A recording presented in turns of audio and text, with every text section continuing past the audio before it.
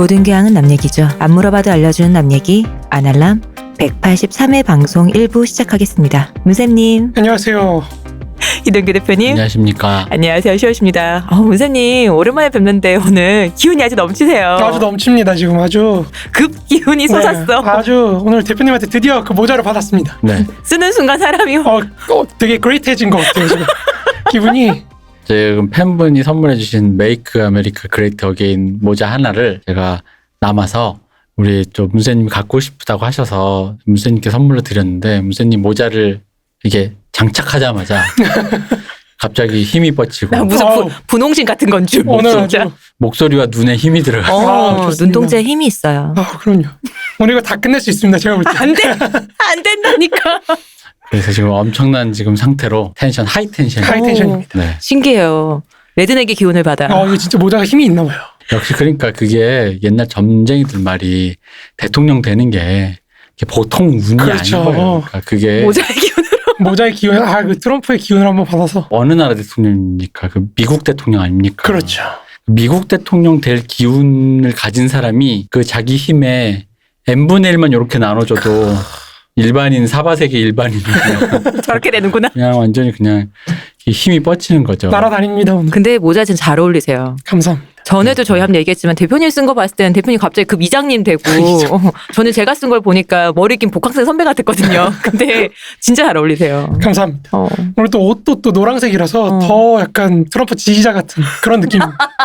역시 여기 총 하나만 들고 있으면 그냥 그러네요. 아주 그냥 그렇네요. 미국의 기운을 그냥. 모자만 해도 저런데 그러니까. 뭐라도 손에 쥐면 어쩔 뻔했어. 저는 사실 코로나가 트럼프의 음모라고 생각하는 그런 꿈을 꾼 적이 있어요. 왜냐면 트럼프가 그렇게 장벽을 세우고 싶어 했는데 장벽을 세우고 싶은 이 드디어 봉쇄, 장벽 이거에 대한 나는 저는 시체산을 쌌나라는 생각을 했는데 혼자만 봉쇄하지 왜 다 봉쇄를 시켜가지고. 그 이렇게 커질 줄 몰랐다.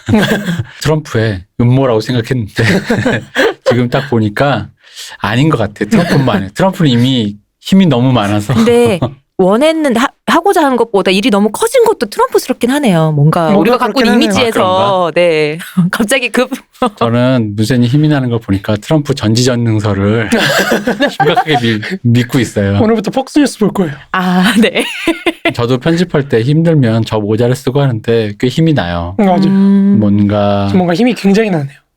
뭔가 어떤 그런 그러니까 그 남부의 그 백인 마초형들이 그 가지고 있는 그 어떤 남성성에 대한 뜨악한 과시 있잖아요. 사실 그런 게 제가 없어서 굳이 저렇게까지라는 느낌인데 제가 저 모자를 써보고 저도 느꼈죠. 그게 일부러 그러는 게 아니더라고. 저는 비닐백 안에 고이 넣어놨는데 저도 요새 좀 쓰고 다녀야겠네요. 쓰십시오. 그래야겠어요. 힘이 넘칩니다. 삐죽삐죽 튀어나온다는 얘기입니다. 뭔가 저 모자가 갖고 있는 어떤 그런 이 모자가 갖고 있는 이걸 뭐라 그러지 이런 류의 히어로들 있잖아요. 모자 쓰면 바뀌는 거요? 모자는 없고 망토죠. 보통 망토. 가면이나 네. 가면이고 근데 이 모자 안경 벗고 안 벗고 이런 거 못 알아보는 그런 거. 안경이 본체입니다. 그렇죠. 안경이 생명체고 안경 쓰고 있는 뒤에 건 그냥 안경이 숙주고. 이거 걸치는 거죠. 걸치대죠. 걸치. 이거 되게 재밌네요. 왜냐면 제가 방금 말씀하시는 게 좀 섬뜩하면서 재밌었던 게 제가 불과 어제 오기 전까지 어제 알라딘 중고 서점에서 이토준지 편집을 구했어요. 그걸 좀 잠깐 보다가 왔는데 말씀하신 그걸 하니까 너무 이토준지적 상상력이라서 이토준지가 그리면 정말 기계이지잖아요. 그러니까요.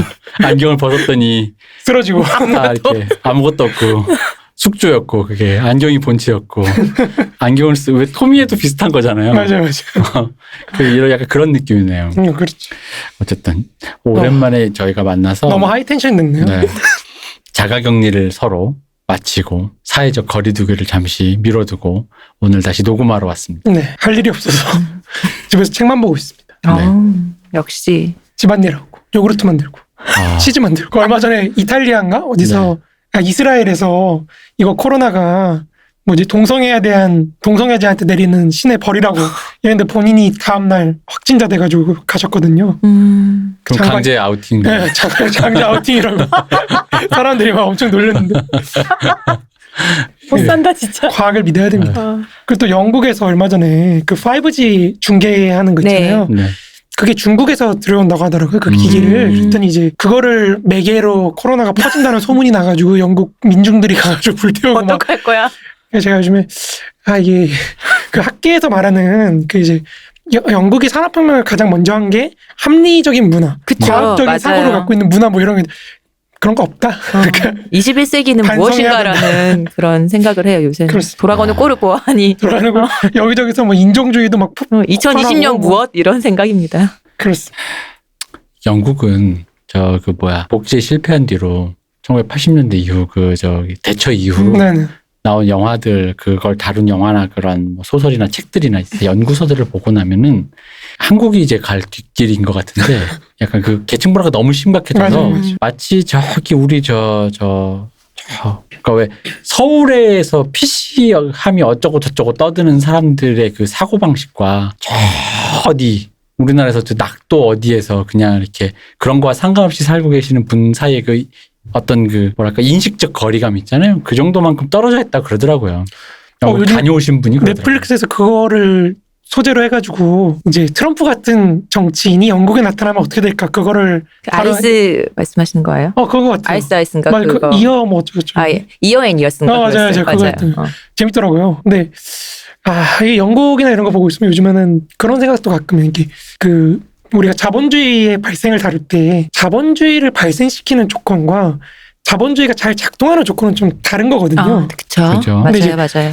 유럽이나 어떤 봉건제적인 그런 문화권 국가들, 일본이라든지, 그러니까 그런 것들을 갖고 있는 특질들이 자본주의로 이제 이행을 하거나, 이제 뭐 정착하거나, 발생을 시키거나 이런 건 되게 좋은데, 그게 잘 굴러가게 하는 것 같지 않다는 생각을 좀 요즘 많이 하거든요. 약간 그걸 보면은 더 그런 것 같아요. 특히 지역 간의 격차라든지. 네. 특히 영국도 사실 되게 발전한 국가 같지만 미국이나 이런 거에 비하면 사실 되게 계층 구조화가 되게 심해가지고 또 그런 걸 보고 있으면 좀 전에도 그 얘기했지만 누가 딱 말하는 것만 들으면 학교까지 맞아요. 고향 학교까지 네. 출신을 다 알아맞춘다는 거에서 진짜 너무 충격이었거든요. 그러니까. 그 얘기 자체가. 그런 거 보면은 참 이게 조건들이 좀 다르지 않나 그런 생각이 좀 드는 거죠. 여러분들은 넷플릭스 보시면서 그렇게 훌륭한 다큐멘터리 같은 걸 보시고 이거 드라마인데. 드라마예요? 네, 드라마예요. 근데 다큐도 이어스 앤 괜찮더라고요. 이어스였던 것 같아요. 맞아요. 이어스 앤 제목이. 이어스. 네. 그렇구나. 저는 넷플릭스에서 하는 추천드리고 싶은 쓰레기 같은 작품이 하나 있습니다. 쓰레기라기보단 정신줄을 놓고 보면 보기에 좋은, 그러니까 어떤 감수성이냐면요. SNL적 감수성과 미국 약간 그 보수 백인 중산층의 그 왜 러브 가족 패밀리 뭐 이런 그거가 약간 이렇게 미묘하게 시니컬하게 겹쳐진 이상한 콘텐츠가 있어요. 넷플릭스의 마이클 볼튼의 섹시 발렌타인데이 스페셜이라는 벌써 제목부터 뭔가 기분이 나쁘네요. 이게 중간에 All You Need Is Love에서 나왔던 그 왠지 그런 느낌인데. 마이클 볼튼이 정말 여전히 절창으로 노래를 계속 불러주는데 내용이 뭐냐면 산타가 요정들이 여기서 이게 오늘 할 얘기랑 좀 접목이 있어 제가 그래요? 갖고 온 거예요. 뭐냐면 애들한테 줄 선물을 만들잖아요. 요정이 만드는데 네. 과잉 생산이 됐어요. 7만 5천 개나 됐다. 그래서 지금 발렌타인데이 아니냐. 애기들이 임신이 돼야 된다. 그때 주려면은 더 많이 임신을 더 많이 된다. 안 그러면 장난감 공황이 온다. 2개씩 주면 되지. 그럴 수는 없다. 그럴 수 없죠. 미국이니까. 왜? 캐피탈리즘. 2개씩 주면 이게 되죠. 그거라고 임금을 올리면 되지 않냐. 자본을 해결되지 재울 않냐. 수는 없다. 그렇습니다. 최저임금은 한계다. 산타가 정한 최저. 그거는 원 플러스 한계예요. 원으로 주면 되지. 그래서 7만 5천의 임신을 위해서 마이클 노력하는 볼튼이 거군요. 1시간 반 동안 러브송을 계속 불러요. 근데 계속 난관이 생기는 거야. 러브송을 불러서 계속 임신 숫자가 올라가는데 그 와중에 난관이 생겨. 그게 뭐냐면 마지막 중간에 약간 히스토리 상으로 알면 웃긴 장면이 많이 나와요. 왜 마이클 볼튼은 케니지랑 친구인데 케니지가 직접 나오지 못하니까 케니지로 분장한 사람이 케니지랍시고 나와서 막 개소리를 해요. 웃기겠다. 이제 이런 식인 건데 뭐랄까 어쨌든 오늘의 내용과 아주 연관이 있으면서 그렇습니다. 정신줄을 살짝 놓게 만드는. 왜냐면 음악이 듣고 싶어서 넷플릭스의 음악 콘텐츠가 은근히 좀 괜찮은 게 있어서 보려다가 80년대의 추억 때문에 마이클 볼튼을 클릭했다가 약간 처음엔 된소리 맞은 듯 싶었는데 가보고 나니 왠지 잘 봤다 싶기도 한 그런 거를 봤습니다. 네, 뭐 그런 게 있습니다. 잘 이거 봤다 싶으면 됐네요. 그래. 네. 어. 여전히 근데 전 놀랐어요. 마이클 볼튼이 나이가 엄청 많은데 노래 연습을 굉장히 열심히 하시는지 그 클래스를 굉장히 유지를 잘 하시는 대단하시다. 그래서 되게 훌륭하시더라고요. 그래서 어쨌든 뭐 그런 일이 있었고 저희가 오랜만에 만나서 잡설이 좀 길었습니다. 네. 그쵸. 우리도 네. 참 오랜만에 뵀죠. 되게 오랜만에 뵀죠. 네. 네, 그래서 저희는 후원을 받고 있습니다. 저 후원해 주시는 분 중에 재밌는 게 좀 있어서 잠깐 누가 네. 통 크게 후원을 해주신 분이 계셨어요. 그랬어요? 근데 그분이 너무 당당하게 보내신 분 성함 우리도 얘기했잖아요. 당당하게 하시라고. 주윤발. 주거롱 씨가 저희한테 그러니까 멋있다. 닦어가. 얘들아 이런 느낌으로 멋있다. 저는 성함에 놀래고 금액에 놀래서 그래요? 잠시 잠깐 이렇게 어, 두둥했습니다. 세상에. 저는 그 방송을 듣고 태양별이를 찾아봤거든요. 네. 충격받으셨다면서요. 그러고 털썩했습니다. 어. 공산주의가 안 될 놈들. 아주 나쁜 놈들. 왜 거기서 공산당은 그래도 좀 괜찮을 거라고 믿어보자고 그러는데 우리 다 알잖아. 아니야. 이게 갈수록 그 나쁜 놈들이 더 그러니까요. 나오잖아요. 더 하잖아요. 보니까 이게 일본에 대한 친일인 것 같아. 그러니까 이 영화가 일본인도 그러지 않았다. 일본군이 제일 좋아. 제일 좋고 그다음에 국민당이 좀 더 나쁘고 맞아요. 공산당이 끝판왕이고. 그렇더라고요. 저는 그 대사가 되게 슬프. 그 대사가 맞나? 공산당도 저 뭐죠? 경극은 볼 거야. 경극은 볼 거야. 그거 거기서 털썩했습니다. 맞아요. 정말 악랄한 놈들이에요, 공산당. 이 마르크스주의자 믿지 마십시오. 저는 오늘 여기서 진짜 또 영화 이런 문화의 힘을 느끼네요. 저 마르크스주의자도 맘 돌리게 만드는 태양별의 이거 힘. 정말 이거 역시 우리 장국영님이세요. 그거 보고 약간 슬펐어요. 그쵸. 슬프잖아요. 눈물 나죠. 책 중에 홍위병이라는 책이 있어요. 네. 근데 그 책이 이제 그 문화대혁명 참여하셨던 분이 이제 나중에 이제 자기 그걸 쓰신 거거든요. 그 한국에 그런 책들이 많이 번역돼 있긴 한데, 근데 그 책을 읽었을 때 느꼈던 털썩과 약간 비슷한 털썩을 느꼈어요. 근데 그 책도 되게 박살나는 한 명의 인생이 어떻게 박살이 나는가 정말 이 정치 이념에 휩쓸려가지고 그런 걸 보여주는데, 동아시아가 사실 이 근대 국가를 건설하는 과정이잖아요. 네. 근대 역사가 그 과정에서 얼마나 많은 사실 사람들이 그죠. 그런 개인들이 쓰러져 갔는지. 그렇죠. 얼마 전에 또 4.3이었잖아요. 맞아요. 4.3에서도 사실 얼마나 그럼요. 보면 되게 턱턱 막히거든요. 그래서 잠시 얘기를 다시 돌려보면 네. 주윤발님께서. 주윤발님께서. 또 통 크게 해주신 분이 네. 그러니까 이게 참 우리 팬들답다. 한 분은 주윤발 네. 딱 보내주셨고 한 분은 너무 통 크게 주신 것과 상관없이 뭔가 이런 느낌으로 건강하시길 늘 감사해요. 세상에. 이렇게 그냥 조용히 저희도 기원합니다. 네. 대선 진리교 헌금 홍맨 이런 분도 계시고요. 오랜만에 듣네요. 홍매. 그러게요. 홍매 진짜 오랜만이다. 메디치는 아니지만이라고 쓰신 분도 계십니다. 오래 갑시다도 계시고요. 유대인 맹상군님 계십니다. 유대인 대 맹상군님. 이거 무슨 혼종이지 여기는 또. 한글 쓰시는데. 그리고 취준 중에 작은 후원이라고. 어머나. 어머나, 어머나. 그리고 성함은 이제 제가 말씀드리기 좀 그러니까 밝히기 그러니까 성함 보내주신 분 계시고 시옷 진리 하시면서 보내주신 분 계시고 진리죠. 우리 나 표정 봤잖아 어떻게. 아니 문세님 좀 힘내시라고 오늘 문세님 어머. 방송이니까 마르크스 계속이라는 아. 이름으로 보내신 감사합니다. 분이 계십니다. 문세님 강의 짱 책값 헌금 이런 식으로 보내신 분도 그럼 계십니다. 따로 입고만 드리는 거 아닙니까 이건? 내가 먹는다. 아날람 간식비. 그리고 막 힘내세요. 이렇게 막 많이 보내주셨어요. 감사합니다. 감사합니다. 네, 그래서 저기 많이 보내주셨고 이 중에서 제가 재밌었던 게 이 많은 분들 중에 어떤 분이 돈 띄고 치들이라고 보내주셨어요. 계세요. 대표님 그 돈 받으면 안 되지. 그 돈은 제가 먹겠습니다. 자본주의. 대표님이 돈치들 받으면 안 되지. 감사합니다. 양심 없는 거죠. 그래서 뭐 이런 이유는 양심도 초과합니다. 그럼요. 초월합니다. 초월.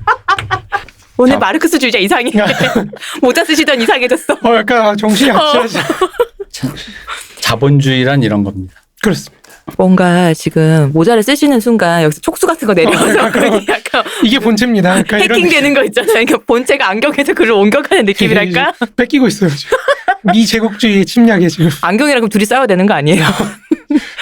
안경 거치대가 될 것인가 모자 거치대가 될 것이냐? 안경이 본체고 이분. 숙주를 싸우고 있습니다. 무엇의 거치대가 될 것이냐 지금 아, 그 기로에 서 계시네요. 네. 그래서 많은 분들이 어쨌든 후원해 주셨는데요. 네, 정말 매우 감사드리고 감사합니다. 감사합니다. 이 밖에도 소개해드리지 못한 분들 모두 다 감사드립니다. 네. 저희는 그럼에도 불구하고 여전히 후원을 받고 있습니다. 그러나 많은 분들 말입니다. 감사드리고 저희 페이스북 페이지랑 그 아날람 유튜브 많이 좋아요, 구독 꼭 눌러주시기 바랍니다. 자, 그럼 오늘 안에 다 끝낼 수 있다고 자신하신 문세님의 그 파워 스피치를 들어보도록 하겠습니다.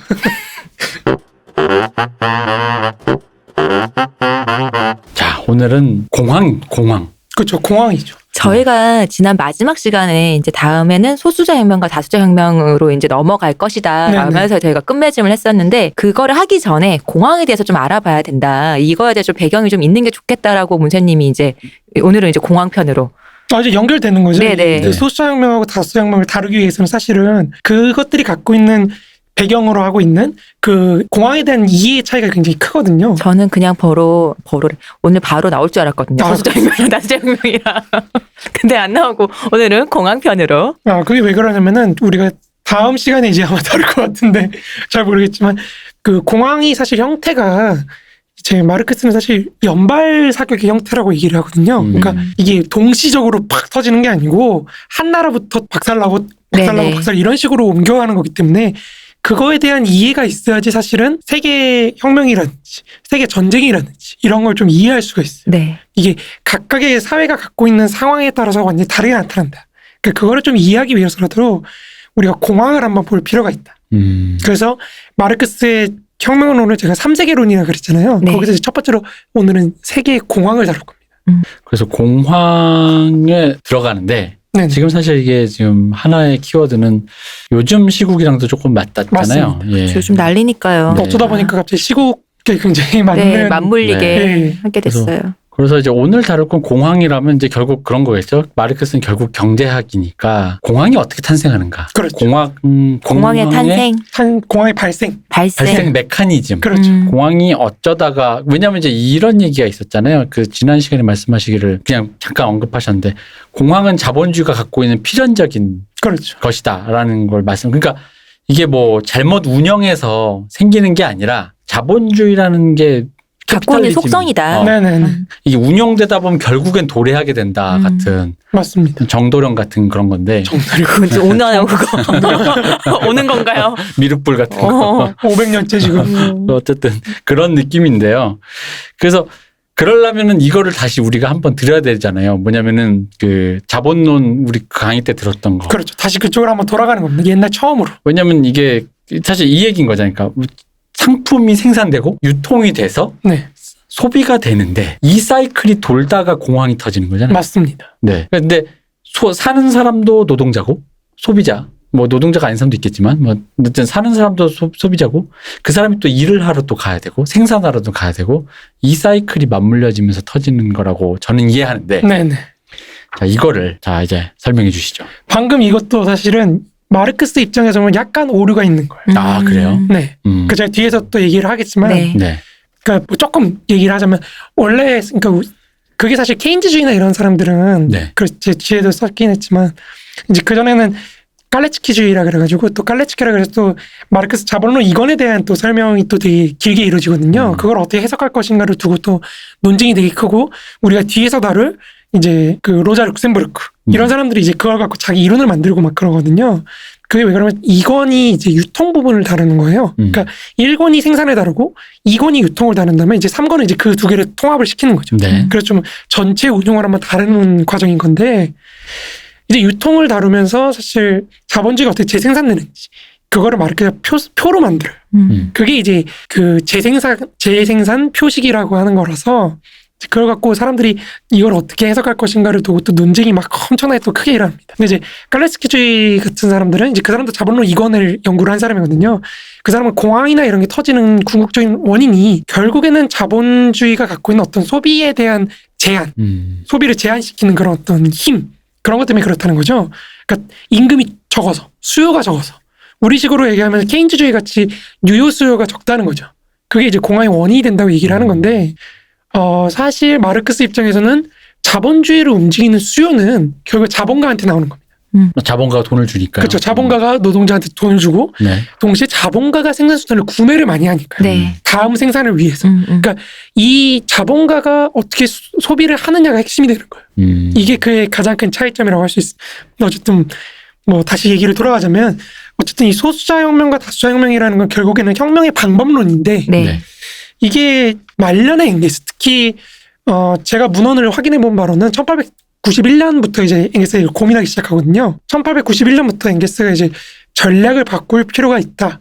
그런 얘기를 편지에 쓰기 시작해요. 근데 내가 아직은 잘 모르겠다. 근데 이게 완성돼서 나타나는 게 1895년에 이제 프랑스에서의 개국투쟁이라는 책의 서문에서 이제 나오거든요. 이 서문을 놓고 나중에 이제 베른슈타인과 레닌이나 이런 사람들이 치열하게 논쟁을 합니다. 어떻게 혁명을 할 것인가. 베른슈타인은 작년부터 죄송합니다. 자가격리 중. 네, 베른슈타인. 자가격리 당하고 계십니다. 그분 강제 구금. 근데 그게 중요한 게 왜냐면 사실 지금 우리가 선거를 치를 때마다 특히 진보 진영의 사람들이 선거를 치를 때마다 비슷한 논쟁을 해요.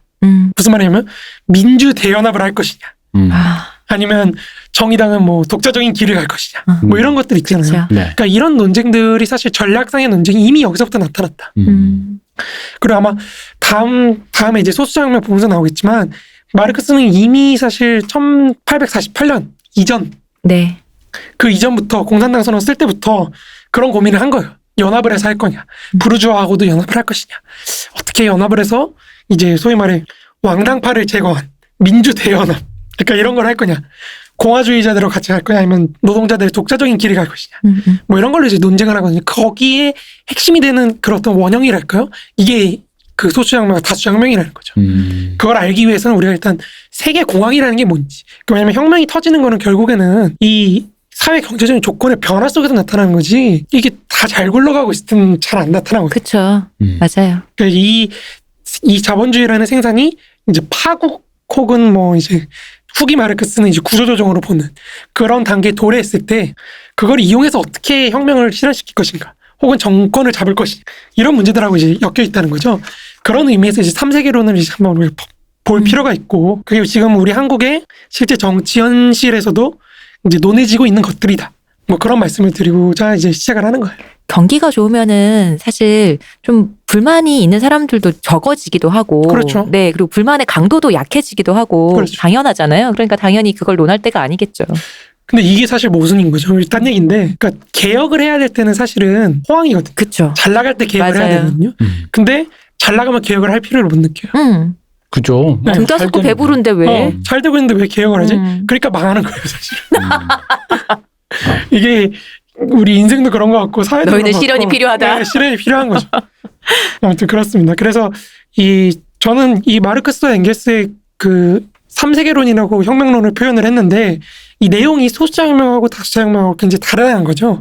세계혁명, 세계공황, 세계혁명, 이제 세계전쟁으로 소수자혁명이 구성돼 있다면 다수자혁명은 세계공황, 세계연대, 이제 세계내전 혹은 세계 군축이라고 표현할 수 있는 이제 그걸로 이제 내용이 바뀌는 거예요.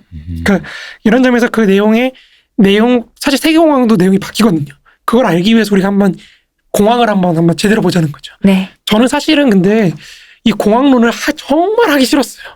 솔직히 말해서. 왜요? 왜 그러냐면 제가 뒤에서도 계속 얘기하겠지만 마르크스는 공황론을 완성을 못 시켰어요. 사실은 완성 못 시키고 죽는 바람에 정말 다양한 학파들이 있어요. 그러니까 뭐 예를 들어서 불비례설, 그러니까 산업 분야들 간에 비례적인 관계가 성립이 안 돼서 공황이 터진다고 하는 설도 있고, 이제 우리 초반에 말씀드렸던 것처럼 노동자들이 소비를 적게 해서 유효 수요가 적어서 과소 소비 때문에 터진다고 하는 것도 있고, 생산을 너무 많이 해서 과잉 생산을 해서 터진다는 것도 있고요. 이윤율이 저하해서, 그러니까 이윤율 저하 때문에 터진다는 얘기도 있고, 뭐 이게 엄청나게 많습니다. 그러다 보니 그리고 이 각각이 사실은 다 정치적인 입장이 다 다른 거죠. 왜냐면 공황의 원인에 대한 규명이 다르다 보니까 그거에 대한 처방도 달라지고, 그죠? 그럼 이거 해결할 때 어떻게 정치적으로 할 것이 이런 거 다 달라지는 거죠. 전략도 달라지고. 그러다 보니까 이게 너무 치열해가지고 저는 사실은 이 영역에는 발을 들이고 싶지 그쵸. 않다는 생각을 많이 했어요. 왜냐면 제가 볼 때는 미완성이기 때문에 사실은 어느 게 옳다고 얘기하기 좀 힘들다는 거예요. 그러니까 다 맞는 측면이 있고 다 마르크스 문헌으로부터 근거를 이제 갖고 온 거니까요. 갖고 올 수가 있거든요. 그래서 이제 제가 말씀드리는 거는 가장 기본적인 원리, 재생 어떤 이 전체를 다 포괄한다고 하긴 조금 건방지지만 어쨌든 전체를 한 번쯤은 다 훑고 가는, 맛볼 수 있는 그런 일반적인 차원의 얘기를 드린다는 것만 좀 기억해 주시면 감사하겠습니다. 오늘은 그 모자를 쓰고 계시니까 건방 떨어도 돼요. 아, 그런가요? 미 제국의 힘을 받아서. 건방이란 말조차 할 수 없죠. 아무튼 그러면 이제 세계공황으로 한번 네. 들어가 보시죠. 네. 이 첫 번째로 제가 다룰 문제는 자본제 3대 시장과 근대 국가라는 겁니다. 자본제 3대 시장이라는 게 무엇인가? 이게 좀 처음 들어보시는, 저도 네. 이제 내가 얘기한 거니까 사실 처음 얘기하는 건데. 우리는 다 당연히 다 처음 네, 들어보는 다 처음 거죠. 들어보시는 거죠. 그러니까 마르크스의 어떤 자본론 기초 강의를 제가 옛날에 방송을 할 때 굉장히 지나가듯이 살짝 말씀드린 게 있어요. 그게 뭐냐면 요즘에 현대 사회과학에서 문제가 되는 설명하기가 굉장히 곤란한 게 세 가지가 있다. 네. 그게 첫 번째가 화폐, 화폐, 네. 두 번째가 노동력, 그리고 세 번째가 토지 아주 이렇게 써 있는데요. 원래 그렇게 하는 물 뿌려. 겁니다. 원래 그렇게 하는. 제가 너무 오랜만에 아, 방송하니까 이게 장단을 못 맞추고 감이 있네요. 없으시네요. 죄송해요. 아. 이렇게 앉는다 방송이. 근데 그 세 가지가 있다고 말씀드렸잖아요. 네. 그때 칼 폴라니에 대해서도 제가 잠깐 언급이 들었는데, 폴라니 같은 경우에는 이제 자본주의가 상품이 아닌 것들, 상품이 아닌 상품을 상품인 것처럼 만들어서 유통을 시키다 보니까 그 과정에서 이제 공동체가 갈려나가는 거죠. 네. 네. 근데 악마의 맷돌이라고. 그렇죠. 그래서 악마의 맷돌이라고 불렀고, 이 악마의 맷돌과 폴라니가 이제 근대 사회의 운동을 이중적 운동이라고 표현하거든요. 이중운동. 그러니까 시장 경제가 만들어 놓은 완전한 그런 자기 조정의 시장. 여기서 이제 공동체가 갈려나가는 거죠. 이거를 못 견디고 공동체가 자기를 보호하기 위해서 나서기 시작하면 이제 이 운동이 왔다 갔다 하는 거예요. 그러니까 완전한 그 자기 조정적인 시장과 네. 사회 간에서 왔다 갔다 하는 거예요. 역사의 추가. 이게 이중운동이라는 겁니다. 이제 그거가 이제 정치적인 운동으로 나타났을 때가 이제 뉴딜과 파시즘과 뭐 국가사회주의 이런 거라는 거죠. 4대강. 4대강 아닙니다. 4대강 아니고. 4대강. 아닙니까? 아닙니다. 4대강 아닙니다. 촛불. 촛불 뭐 그렇게 보시. 아니 이 칼 폴라니의 그 가장 유명한 저서는 거대한 전환이잖아요. 맞습니다. 사실 거대한 전환 디테일 강론으로 들어가면 여전히 이제 그런 얘기들이 경제학 서적이니까 조금 어렵지만 좀 더 이제 그 전체 그 주제를 수렴하는 그런 언어들은 사실 진보 진영의 언어로 되게 많이 수렴됐잖아요. 그리고 요즘에 많이 하시죠. 그러니까 이게 사실 요즘이라고 또 하기 좀 거의 이제 이것도 한 2, 30년. 그렇죠. 많이 됐죠. 이게 사실 저는 그런 느낌이 드는 게 약간 그 자본의 악마화도 이 칼폴라니 거대한 전환의 책에 뭐 칼폴라니 거대한 전환의 책임인지 모르겠으나 그 책에 대해 오독에 대한 책임인지 그 책에 대한 책임인지 모르겠으나 어쨌든 그 책으로 인한 것들이 좀 많다고 봐요. 뭐 그렇게 볼 수. 특히 한국의 그 재벌의 무분별한 거의 악마화라든가 자본과 노동시장의 거의 뭐 밑도권. 전 옛날에 그게 마르크스주의가 그런 건 줄 알았는데 오히려 마르크스주의는 좀 그런 얘기는 잘 없고 분석적이고 나중에 보니까 거대한 전환의 그런 느낌들의 얘기들이 좀 많긴 하죠. 예. 그래서 여기서 뭔가 왔고 그리고 또 거대한 전환 그 칼폴라니를 굉장히 신주단지 모시듯이 이렇게 하시는 분이 또 한국에 또 좀 많잖아요. 많죠. 그러다 보니까 이 얘기가 여기서 나왔구나 싶은 좀 그런 약간 느낌적 느낌이 물론 이제 뭐 다른 사람들 여러 개에서 다 수렴된 얘기겠지만 저희가 알고 있는 그 진보 진영의 어떤 그런 담론이 되게 선명하게 그나마 좀 많이 보이는 게 경제 쪽에서 이 책에 그런 게 제가 이제 뭐 미처럼 몇 권 안 읽은 책 중에서 있더라고요. 그래가지고 일단 쉽습니다. 일단 강론은 그렇지 않습니다. 경제학은 쉽습니다. 역시 어렵습니다. 경제학은. 그 자본론보다는 쉽습니다. 그렇죠. 네. 그리고 해석 책이 어렵다 쉽다에 대해서는 문세님은 말씀하시면 안 될 것 같아요. 맞아요. 죄송합니다. 네. 다물고 있어.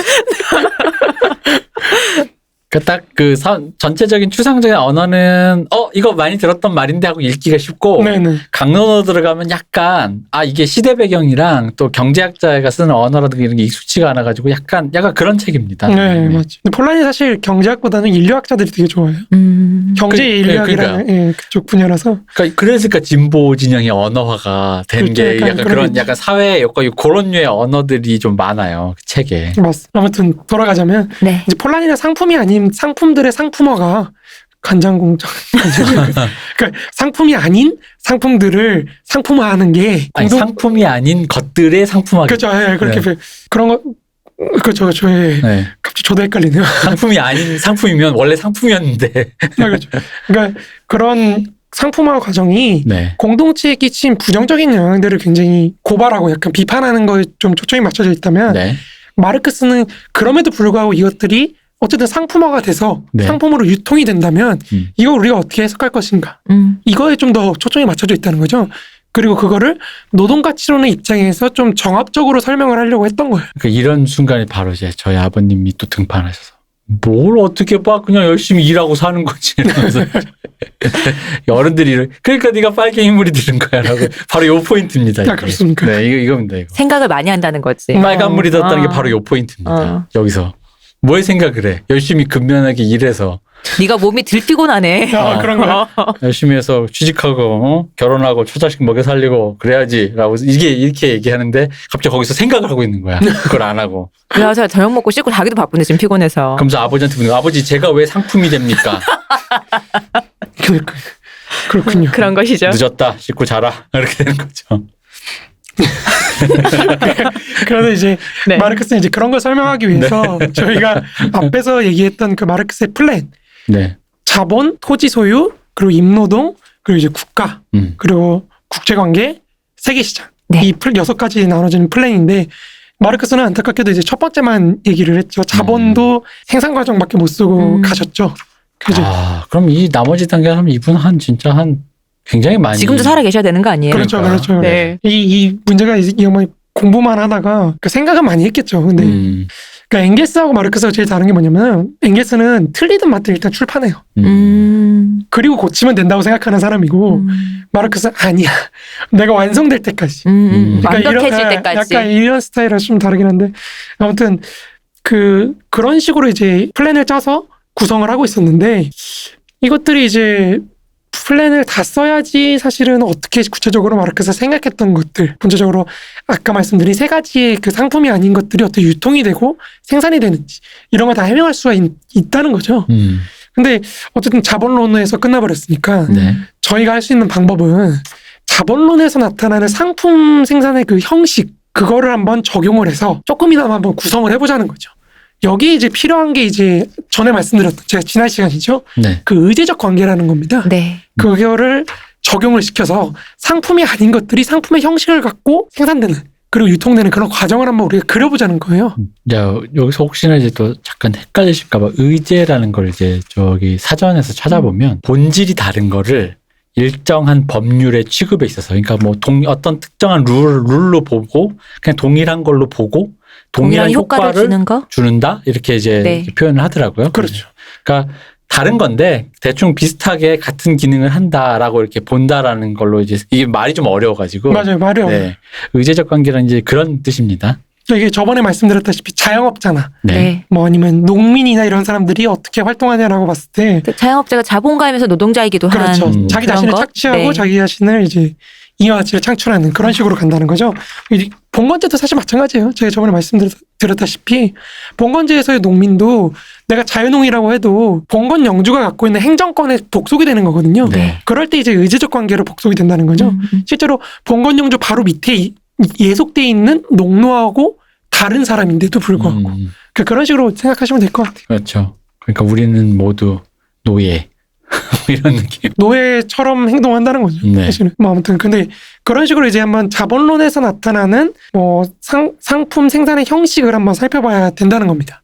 그래서 우리가 한번 제가 여기는 그림으로 두 분의 이해를 위해서 설명을 이렇게 해왔는데 저 이 그림 보고요. 이해가 안 더 되는 이해가 거예요. 안 돼요. 아, 그래요? 네. 써놓으신 이 설명을 보니까 이게 이런 말인가 싶은데 그림 보고는 이해가 안 돼요. 그림 그래요? 보고 더 이렇게 그림 보고도 눈이 핑핑 그림 도는. 1도 그림 2도. 아 그래요? 네. 다 그런 거야? 아, 제가 그림이 그림을 못 다. 그려서 아니 이게 별게 아니에요. 별게 아니라 상품이라는 게 있다 그랬을 때 네.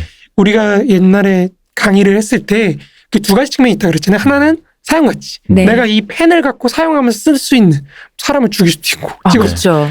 존 윅이라는 사람 보셨잖아요. 그럼요. 연필로. 연필이 사라지는 마술을 한번 딱 보여주시잖아요. 그러니까 그런 사용가치가 있고 다른 상품과 교환할 수 있는 네. 그 교환 가치라는 게 있는 거거든요. 존에게 연필이라면 총과 바꾸겠다. 그렇죠. 뭐 이런 거. 그런 거죠. 약간 그런 거죠. 비싼 스위스 아미 나이프랑 종이 종이 연필로 연필이랑 바꾸는 뭐 거죠. 뭐 그쵸. 바꿀 수 있다. 가능하지. 그렇죠. 그러니까 그런 식으로 상품이 사용 가치라는 내용과 형식이라는 교환 가치로 분리가 될 수 있다는 겁니다. 그리고 이렇게 분리됐을 때 이미 여기에 사실은 공황의 가능성이 내재해 있는 거예요. 무슨 말이냐면은 상품이 교환될 수 있는 건 사용 가치를 갖고 있기 때문에 사실은 네. 네. 이게 나한테 사용 가치가 있으니까 교환할 수가 있는 거거든요. 근데 교환 가치는 사실은 사용 가치하고 그렇게 큰 상관이 없어요. 그쵸. 무슨 말이냐면 여기 있는 물하고 펜하고 1대1의 비율로 바꿀 수 있잖아요. 그죠? 근데 가격은 이게 100원일 수도 있고 200원일 수도 있고 300원 그건 정해져 있지 않는 거예요. 그냥 분리되어 있는 거예요. 이미 사용 가치하고 교환 가치가 분리되어 있는 거거든요. 네. 그러다 보니까 실제로 사용 가치를 통해서 교환 가치를 실현한다 그랬을 때 이 교환 가치가 실현이 안 될 수도 있는 거예요. 나한테 교환 가치는 없어서 사용 가치는 있을 수 있는 뭐 예를 들어 이 공기 있잖아요. 교환 가치는 없거든요. 지금은. 그렇지만 사용 가치는 갖고 있거든요. 네. 모든 것들이 사용 가치를 갖고 있다 그랬을 때 이것들이 서로 안 맞을 수 있는 가능성 자체에 이미 공황의 가능성이 있는 거예요.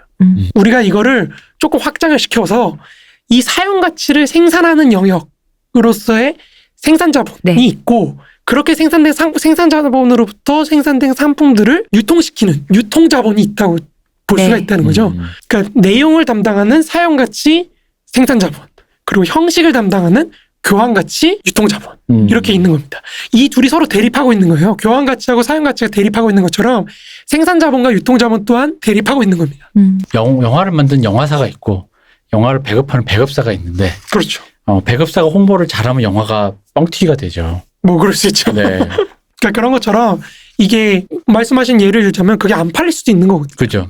유통이 제대로 안 돼가지고 네. 뭐 정말 좋은 명작이라도 안 팔릴 수도 있는 거잖아요. 왜 이게 흔히 말하는 이건 거죠. 옛날 비디오가에 가면은 진짜 이렇게 모르는 영화예요. 극장에 걸렸는지도 알 수 없지만 극장에 단 한 회라도 걸면 극장 개봉작이라는 그쵸. 타이틀을 걸고 서울극장 나왔어요. 개봉작이라든지 예. 이런 그렇죠. 식으로. 근데 그 극장 개봉작 타이틀을 얻으면 흔히 말씀하신 사용 가치가 높아지는 거죠. 그렇죠, 그렇죠. 네. 그 가치가 높아져요. 그냥 이거는 뭐 극장에 개봉도 안 하고 그냥 바로 비디오 출시된 뭐 이거 알 수도 없는 영화야라는 느낌과 뭐 에로 영화야 뭐야 이런 느낌과 이건 제대로 극장에 한번 개봉했던 제대로 된 영화야 뭐 그런 무슨 삼류 에로 영화 이런 거 아니고 라는 식의 어떤 그 가치를 달리해 주는 게 그런 건데 그렇죠.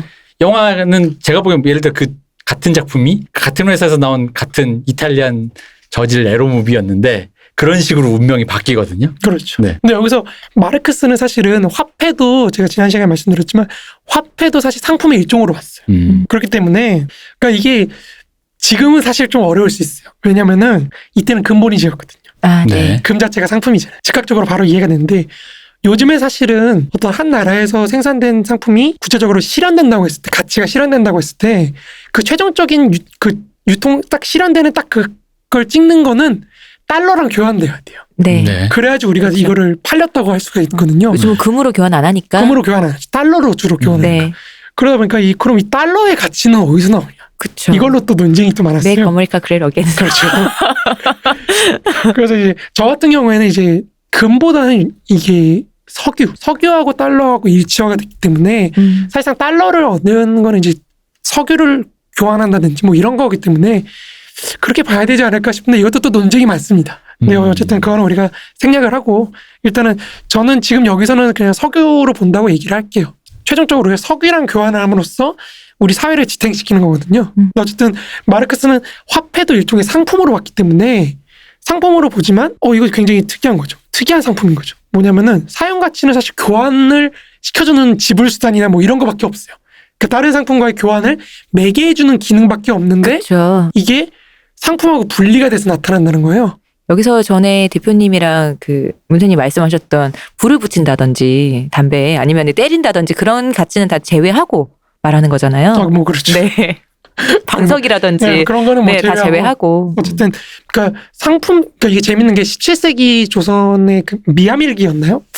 기억이 안 나는데 그거 일기를 보면 되게 재밌어요. 뭐냐면은 우리는 예를 들어 지금 이 초콜릿이 있잖아요. 우리 앞에 초콜릿 10개가 1,000원이라고 쳐봅시다. 네. 그럼 우리는 어떤 식으로 말하죠? 초콜릿 10개는 1,000원이다. 1,000원이다 라고 얘기하죠. 조선 17세기 16세기 조선인들은 뭐 어떻게 얘기했을까요? 1,000원은 초콜릿 10개. 이 차이가 좀 와닿으세요? 그러니까 가치 주어가 척도의 다르네요. 기준이 네. 다른 거예요. 그러니까 어. 우리는 돈이 기준이기 때문에 상품 10개는 1,000원이라고 돈을 기준으로 상품을 판별을 하는데 조선인들한테는 화폐라는 게 사실은 정부에 세금 내기 위한 어떤 기능을 가진 상품이었던 거예요. 그렇기 때문에 상품 10개는 아니 화폐 1,000원이면? 1,000원이면 초콜릿 10개 뭐 이런 식으로 생각을 하는 거예요. 이거 일종의 그 짜장면 가격이라든가 뭐 그런 류의 그 판별 느낌이랑 좀 비슷하네요. 그렇죠. 어른들이 특히 옛날에 쌀 가격 갖고 많이 얘기했잖아요. 맞아요. 쌀 가격 그 예. 쌀 한 가마니가 얼마다. 맞아요, 그래서. 맞아요. 예. 그러니까 가치 척도의 기준이 되기 전에는 화폐도 상품의 하나였던 거예요, 사실은. 근데 이게 17세기부터 바뀌기 시작하거든요, 우리나라도. 그러니까 얘기가 재밌어요. 그게 300년치인가? 근데 300년치인데 처음에는 그렇게 되다가 뒤로 갈수록 가치 척도의 기준이 화폐로 바뀌는 거예요. 그러니까 이게 시장 경제가 발달한 거죠. 조선 후기에 그쵸. 보면. 그러다 보니까 화폐 사용을 많이 하다 보니까 가치 척도가 바뀌는데 이런 식으로 가치 척도가 완전히 바뀌었을 때 그러니까 교환 가치라는 거를 화폐가 완전히 담당하게 됐을 때 그때 이제 화폐와 상품의 분리가 일어납니다. 그럼 아까 우리가 사용 가치와 교환 가치 분리가 있다 그랬죠. 그러면 사용 가치를 대변하는 건 상품이 되는 거고 교환 가치를 대변하는 건 화폐가 되는 겁니다. 네. 그럼 화폐가 대변하는 건 또 유통 자본이 되는 거죠. 그러면 상품이 대변하는 건 또 뭐죠? 생산 자본이 되는 겁니다. 네. 그러니까 이들 간의 각각의 대립이 공황의 가능성을 내재하고 있는 거예요. 상품 속에 내재해 있던 사용 가치와 교환 가치의 대립이 상품과 화폐의 일반적인 대립으로 나타나고 거기서 한 번 더 발달하면은 생산 자본과 유통 자본의 대립으로 나타나는 거예요. 여기서 생산 자본이 만들어낸 상품하고 가치하고 일치해가지고 실현이 되면은 그러면 이제 우리가 돈을 벌었다고 보는 겁니다. 근데 그게 안 되면은 공황이 오는 거. 이해가 되십니까? 안 팔리고 못 그렇죠. 사고. 그렇죠. 그러니까 그런 식으로 가치 순환이 일어나는 거예요. 그렇기 때문에 마르크스가 자본론에서 상품으로 시작을 하는 거예요. 이 상품의 내부에 자본주의적 생산의 모든 순환 과정과 그 파탄이 다 들어있는 거예요. 이해가 되시죠? 네. 그래서 상품에서부터 시작을 하는 겁니다. 그리고 이제 그게 점점 더 확대가 되면서 아까 말했듯이 생산 자본과 유통 자본 그리고 더 나아가서는 이것들을 매개하는 뭐 신용제도나 우리 식으로 금융제도 네. 이런 네. 것들 간의 어떤 관계가 있고 생산 자본이 발달하면서 나타나는 이윤율 저하라는 장벽 우리가 뒤에서 설명할 겁니다. 이런 장벽이 이런 가치의 실현을 어떻게 가로막는지 그거를 우리가 한번 쭉 보자는 겁니다. 이해가 되십니까? 네, 이해는 되지만 여전히 생산 가치와 교환 가치가 약간은 뭔가 약간 쏙 안 들어와요. 그래서 뭐 약간은 아직은 그 안개가 낀 것 같은 네. 그런 느낌이 있어요. 아 그렇죠. 네. 저도 지금도 어렵습니다. 그러니까요. 그렇게 공부를 하셨는데 어려운데. 이게 들을 때마다 하나씩 예를 들면 그냥 그거다라는 느낌 딱 드는데도 불구하고 그게 그거다라는 느낌으로는 싹 들어오지가 않아요. 자꾸 뭔가 몽골몽골하게 몽골몽골. 알긴 알겠는데 뭐 이런 느낌이에요. 네네. 그러면 이제 공황이라는 거가 사실은 어쨌든 이런 교환 가치와 사용 가치 대립이 나타났던 게 조정이 되는 과정이라고 말씀드렸잖아요. 네. 이게 실현이 안 되니까 억지로 실현시키는 거거든요. 그랬다고 했을 때 그 다음에 다시 자본주의는 이제 실현이 됐으니까 다시 상품 생산으로 돌아가는 거거든요. 처음으로. 그 구체적인 좀 예를 좀 들어주시면 좀 어떨까요? 뭐 어떤 예가 있을까요? 예를 들어서 뭐 그러니까 일단 대립이 나타나는 어떤 상태랄까 구체적으로 어떤 예가 있을까요? 예를 들어 뭐 재고가 쌓이는 거죠. 네. 우리가 재고 그러니까 우리가 사실은 상품을 생산한다 그랬을 때는 그냥 생산하는 게 아니고 다른 자본가들하고 계속해서 연결돼서 생산하는 거거든요. 네. 그러니까 내가 이 사람한테 돈을 미리 가부를 해오는 거죠, 일종의. 그런 식으로. 그죠? 거기서부터 사실은 이거를 상업신용이라 그러는데 예를 들어 내가 다음 달 만기가 오기 전에 만기가 온다고 해놓고 이제 돈을 빌려가는 거죠. 어음 이런 같은 어음 거요? 같은 거죠, 네. 예를 들면. 그렇게 어음을 빌리고 했을 때 나중에 이 어음을 갚아야 되거든요. 그렇죠. 만기가 돌아올 때가 반드시 옵니다. 자본주의에서는 최종적으로. 그 했을 때 최종적으로 결제를 해야 될 시기가 언젠가 오거든요. 네. 그 올 때 이거를 지불을 못하면 이제 망하는 거죠. 부도 나는 거죠. 그렇죠. 이게 옛날 서브프라임 모기지 사건 때도 그런 네. 거거든요. 결국에는 내가 돈을 빌렸을 때 결국에 갚아야 되는 거예요.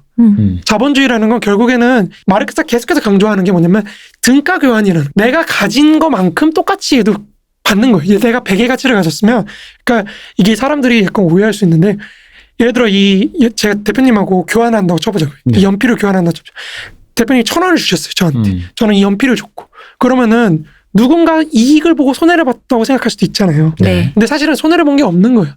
이 펜은 1,000의 가치를 갖고 있었고 대표님이 주신 1,000원도 1,000의 가치를 갖고 있었던 거예요. 그러니까 등가 교환이기 때문에 우리가 서로 교환했을 때 아무런 변화가 없어요. 똑같은 가치를 갖고 있는 거예요. 근데 이거를 예를 들어 내가 집을 사기 위해서 돈을 빌렸어요. 돈을 빌려서 막 확장을 시켰어요. 결국 1억짜리에서 내가 80%를 빌렸단 말이에요. 네. 그러면 언젠가는 그 80%를 갚아야 되는 거예요. 그죠? 그 갚았을 때 비로소 상품이 완전히 팔리는 게 실현이 되는 거예요. 근데 그게 만약에 내가 못 갚는다고 쳐보자고요. 그럼 어떻게 될까요? 집값은 폭락하고 그쵸. 넘어가는 거고. 넘어가고 나는 거지가 되는 거고. 네. 그런 거죠. 그런 식으로 강제로 실현을 시키게 됐다 보면 이제 폭락이 오고 경제가 위축이 되고 그런 시기가 온다는 겁니다. 그러니까 뭐 지금의 예를 들면 마스크가 지금 막 열심히 팔리니까 네. 마스크를 불이 나게 막 생산을 해놨는데 그렇죠. 갑자기 만병통치 백신이 만들어져서 그렇죠. 이제는 백신 이거 한 방 맞으면 코로나니 사스니 이런 거 이제 전 인류는 이제 해방이야라고 하면 그리고 이제 먼지도 안 생겨. 이제 그러면 미세먼지도 없어서 미세먼지도 없어지고 마스크 필요 없어지는. 그럼 이제 마스크가 필요 없어진 세계가 구현되면 이때를 생각해서 마스크를 대비해서 미리미리 쌓아놓은 이 그렇죠, 사용 그렇죠. 가치가 폭락이 되고 사용 가치는 폭락하지 않죠. 사용 가치는 그대로 있는데 네. 교환 네네. 가치가 그렇죠. 없는 거죠. 교환 가치가 없는 거죠. 교환 가치가 이게 없어지면서 그 재고, 그 재고는 그대로 있는데 살 사람은 없고, 그렇죠. 그렇게 되면 그 재고를 만들어내기 위해서 했던 뭐 기타 여러 가지 노동력이라든지 노동력 뭐 모든 것이 다 파탄나고, 그렇죠. 원재료도 다 이렇게 빌렸을 건데 그것도 그렇죠. 이미 네. 팔리면 주겠다라는 식인데 보통. 근데 네. 이게 지금 마스크 회사 하나 혹은 마스크 산업의 하나의 예를 들자면 이게 국가 단위, 그렇죠. 세계 단위로 가서 뭐 한국이 생산하는 뭐 일본이 반도체라든지 생산하는 뭐 이런 게 사실 한국이 생산하는 아이돌. 아이돌 그렇죠. 한국이 생산하는 아이돌. 아이돌도 상품이죠. 그럼요. 네. 그런 것들이 이제 서로 간에 뭔가 더 이상 가치가 없다 됐을 때 이게 이제 그 고리가 연쇄가 깨지면서 근데 그게 예를 들어 한국만 망하는 게 아니라 이게 연쇄고리이기 때문에 그 연쇄가 계속 작용한다라는 거죠. 그렇죠. 그러면. 작용할 수가 있죠. 네. 그건 이제 사실 세계공항 차원까지 가야 되는 문제인데 네. 그 연세가 이제 뭐 금융이나 이런 걸 통해서 가기 시작하면은 파탄이 나는 거죠. 근데 공항이라고 하면 방금 말씀하신 게 제가 좀 그런 게 사실 저희는 공항이라 그러면 세계적인 느낌으로만 그것만 갖고 있지 갖고 있죠. 국제적인 건 공항이 아니라 그냥 불황 아니냐 약간 이런 느낌이 있어요. 그렇죠. 그럴 수도 있죠. 근데 불황은 사실은 네. 그러니까 공항이 터지려면 제가 뒤에도 설명했지만 네. 정말 이상할 정도의 그 열기, 호황이라고 해야 될까요? 과잉 생산할 수 있는 그런 열기가 있어야 되는데 네. 우리 시대가 맡고 있는 불황이라는 거는 사실은 계속 안 팔리는 거예요, 그냥. 계속 침체되어 있는 거예요. 그러니까 지금은 사실은 코로나를 갖고 뭐 공황이라고 하시는 분도 계신데 네. 공황이라고 할 수가 없어요. 왜냐면 그 전에 호황이 와가지고 뭔가 막 했어야 되는데 공항이 가지고 있는 네. 속성상. 네. 근데 그게 아니라 이미 세계는 침체해 있었거든요. 네네. 2008년에 너무 많은 돈을 풀어버렸기 때문에 그 돈을 지금 회수를 지금 못 해가지고 계속해서 그러니까 이게 가치가 실현이 안 된 거예요. 네. 그러니까 예를 들어서 이게 자꾸 뒤 얘기를 하는데 그러니까 구조조정을 통해서 없앨 기업은 다 없애버렸어야 되는데 그걸 못 한 거죠. 그러니까 이윤이 낮은 기업들이 계속 남아있는 거죠. 이윤이 낮은 산업이나 이런 게 계속 남아있다 보니까 뭐 돈은 점점 안 되고 이윤율은 점점 더 떨어지고 이러다 보니까 실현이 안 돼서 구조조정이 안 돼서 망하는 거죠. 우리 방송 얘기 같아. 아무튼 그렇습니다. 모자로 맞은 건지 안경으로 맞은 건지 모르겠지만. 아무튼 구조조정이 됐어야 될 팟캐스트가 그러게 말입니다. 구조조정이 안 되고. 근데 이제 이게 왜 복잡하냐면 사실 세계적 차원으로 가면은 외환위기 같은 것도 이재민 교수나 이런 분들은 사실은 한국 경제의 펀더멘탈 같은 거는 그러니까 거시경제 차원에서는 별로 그렇게 문제가 없었다고 보거든요. 네.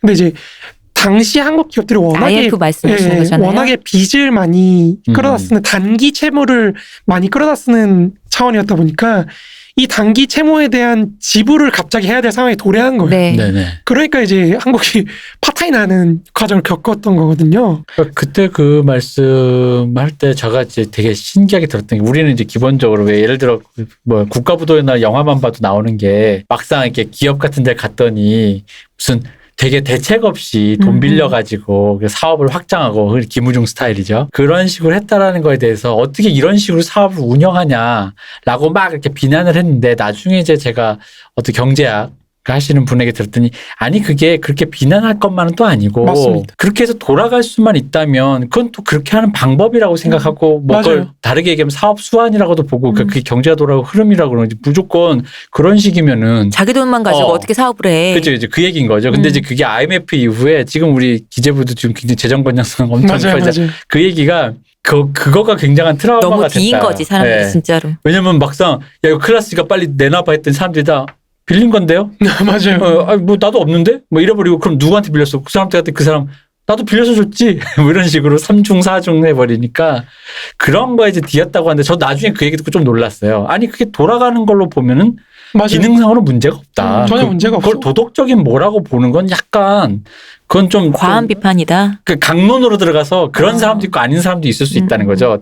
도덕적으로. 근데 그거 자체 그 행위 자체가 도덕적으로 비난받을 행위인지는 그것만으로는 판단하기 어렵다라는 얘기를 하시더라고요. 그러니까 이 지금 빚이나 이런 걸로 해서 네. 말씀을 했는데, 그러니까 이것도 결국 가치와 교환 가치의 격차예요. 네. 실물 경제에서는 사실 그 정도까지 필요가 없는데 이거 돈을 막 쏟아 부어가지고 네. 사실은 그 팽창을 시킨 거거든요. 억지로. 그죠. 근데 말씀하신 대로 결과적으로 그래서 돈을 벌면 돼요. 그러니까요. 이 돌아가면 별 문제가 없어요. 갚고. 갚을 수만 있으면 네. 사실 문제가 없어요. 그러니까 이게 그 말인 거잖아요. 왜 뭐 예를 들어 뭐라고 할까요? 그 문세님이 만약에 이제 뭐 아이돌이 되겠다. 나는 마르크스 아이돌이 되겠다. 그래가지고 막스 앵겔스 뭐 이렇게.